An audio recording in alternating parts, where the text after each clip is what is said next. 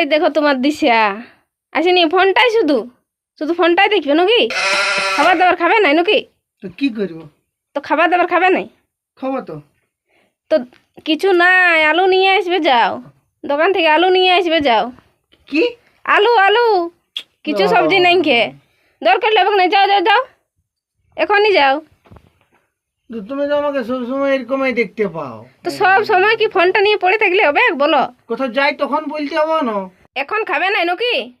এখনই তাড়াতাড়ির মধ্যে যাও আর এখনই আলুটা নিয়ে আসো। একেবারে বলো আর কি কি আনতে আর কিছু আনতে হবে নাই। আমি ঘুরে ঘুরে যেতে পারবো না, পুরো আগে বলে দিছি। তো আলুটা এখন আনো, হ্যাঁ ঠিক আছে। জলদি করে নিয়ে আসো। হ্যালো, তোমার আলু দাও। না, যাও যাও, তাড়াতাড়ি রান্নাটা করো, যাও।